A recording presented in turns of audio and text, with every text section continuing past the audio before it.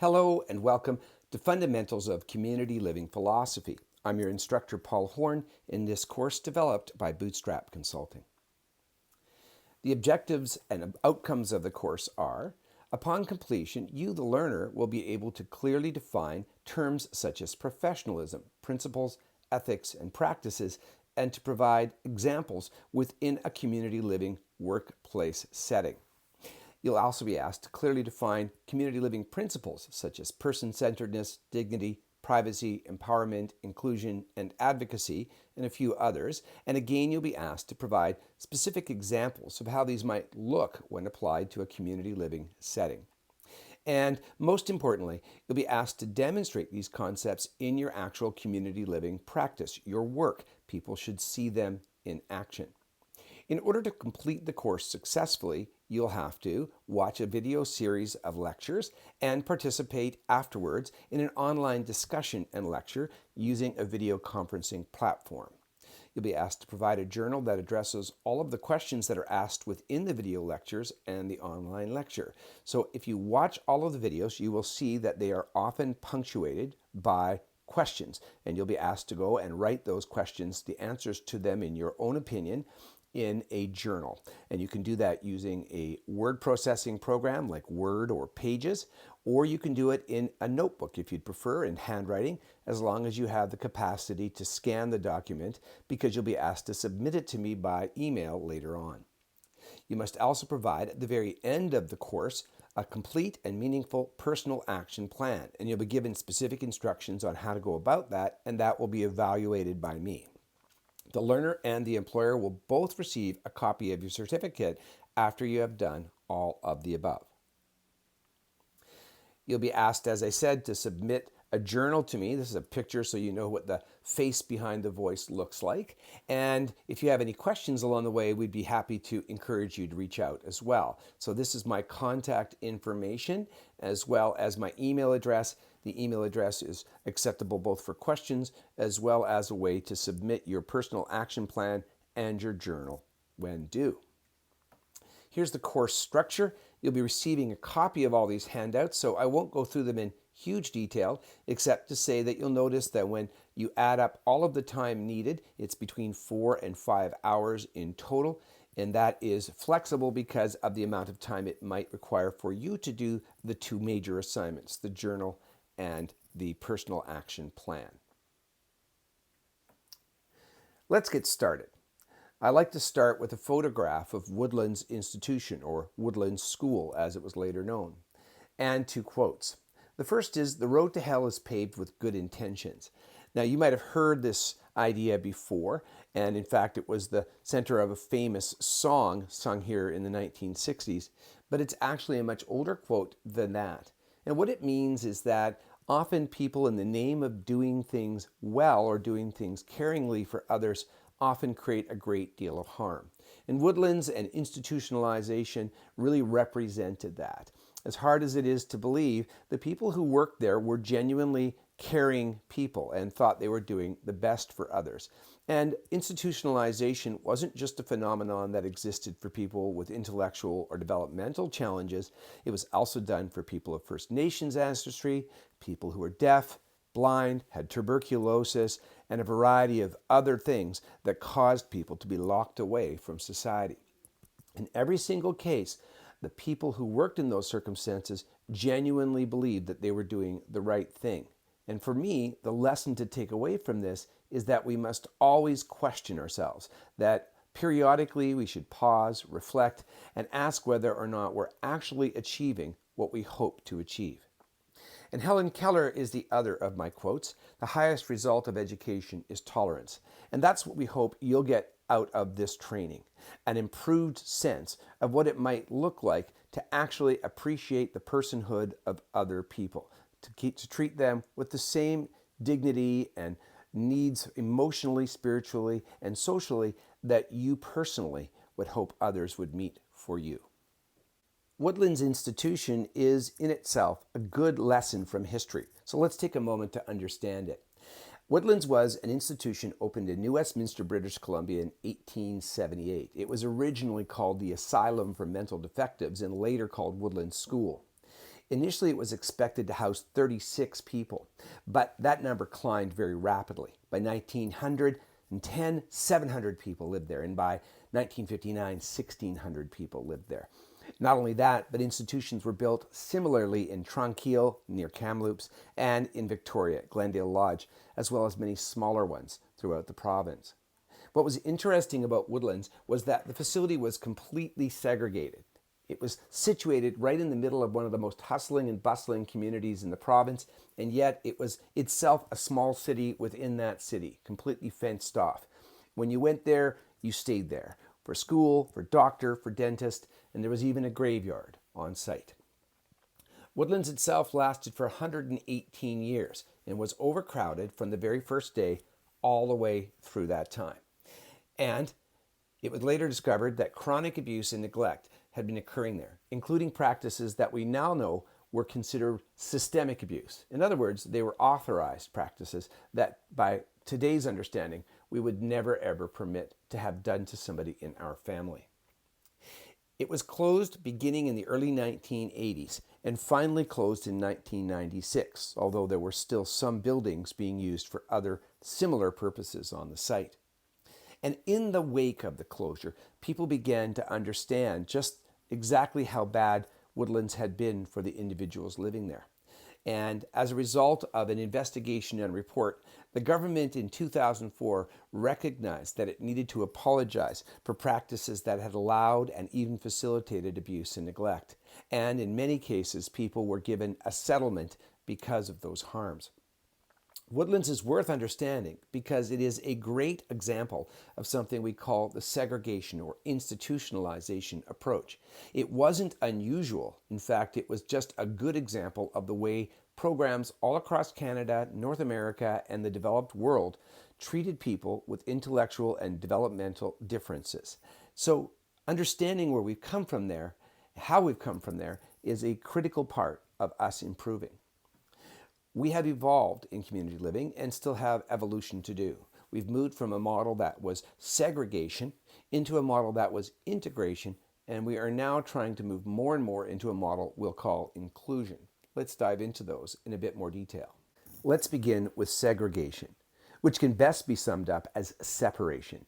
It's founded in the idea of the us and them philosophy, a widely held perspective throughout the 1800s and 1900s that people were genuinely better off if they only associated with their, quote, own kind. This wasn't just applied to people with developmental or intellectual needs, but also people with just about any difference. Women, for example, were segregated from the workforce, and people are often segregated from schools or neighborhoods based on their race. This idea really got its root in farming culture, and of course most of the developed world had many farmers, and farmers were used to the idea of separating their supposedly robust breeding stock from their apparently less robust stock. And this idea was so popular that in pre-World War II Germany, the Nazis decided they were going to do science to support this idea being applied to human beings to produce some sort of dominant race. And of course that science turned out to be completely wrong, but even after Nazism itself was defeated, the science of eugenics was so popular that it continued to exist all across the world, including here in Canada.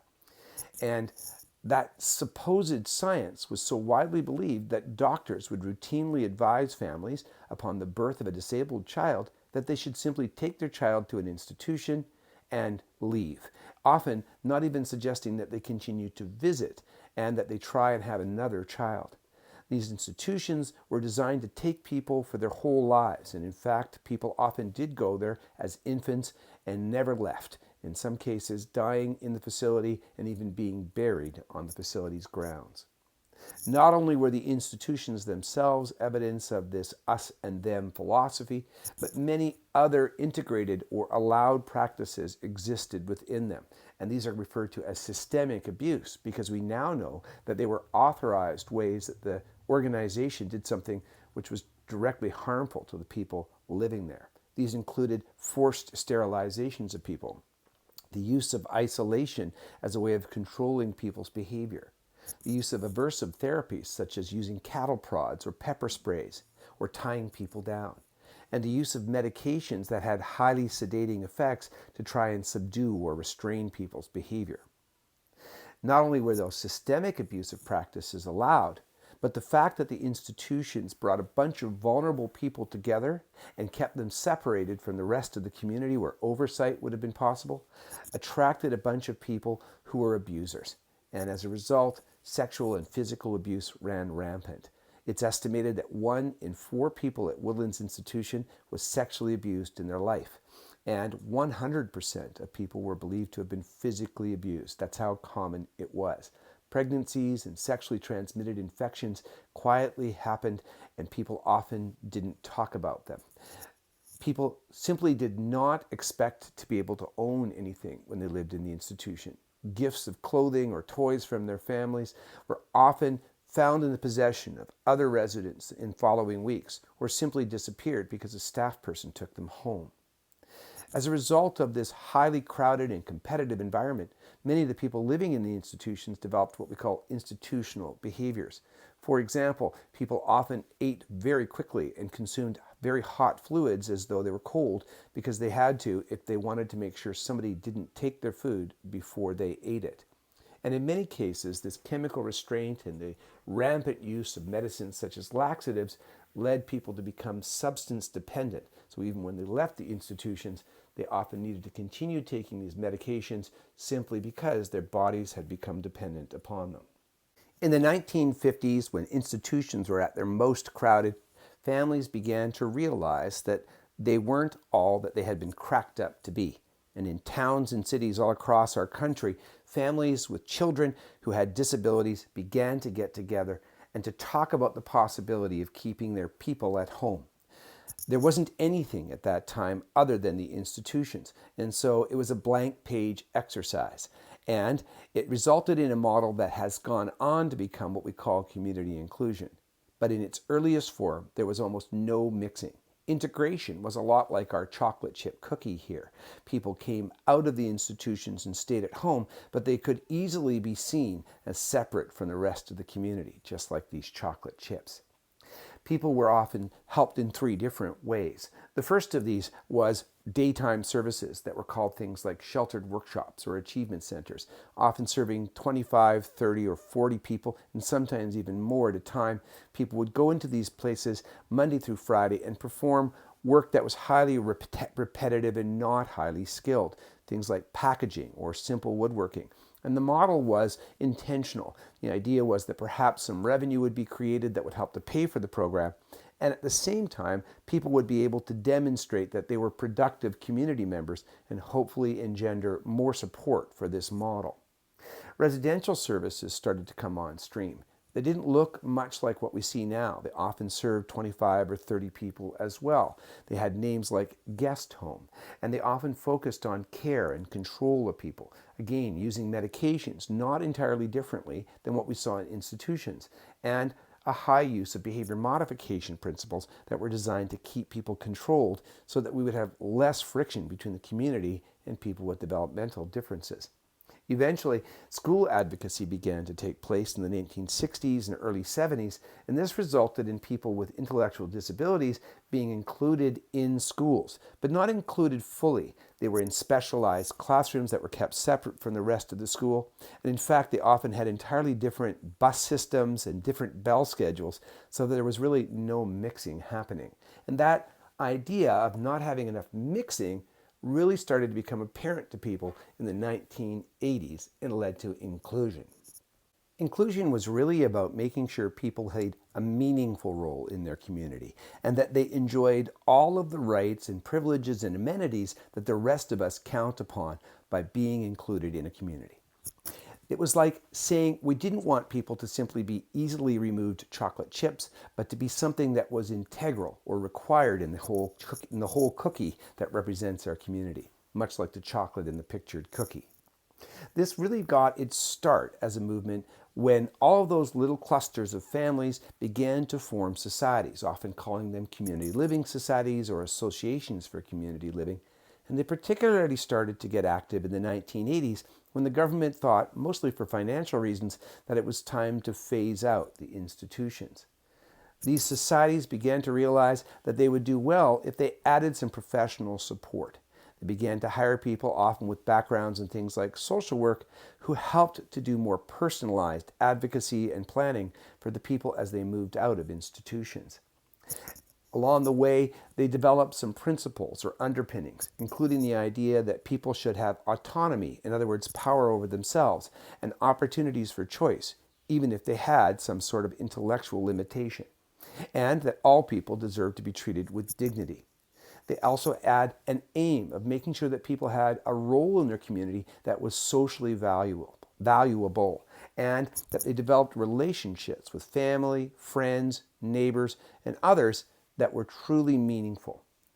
More recently, we've seen this inclusion model evolve even further, so that we're truly doing planning that's person-centered and that constantly is revisited at least once a year, and that provides evidence that we just genuinely are configuring our services around people in a way that helps them to reach their goals and achieve a quality of life over the long term. Now, let's wrap up this video by asking you to journal on 2 questions. First, identify one thing from this video lecture that was new to you and tell me why it stands out. Second, what socially valuable roles do you have in your life? For example, if you're a parent, you might describe that as a socially valuable role, and I'll let you come up with others. How can you help the people you support to have more socially valuable roles in their community? Again, you can either write this into a document, such as a Word document or Pages document, or if you have the ability to scan it, you can always do it in a notebook and send me a PDF of that scanned notebook when we're finished the video lectures. All right, that's going to wrap up video number 1. You can go ahead and put those journal entries in, and after you've done that, look for video number 2.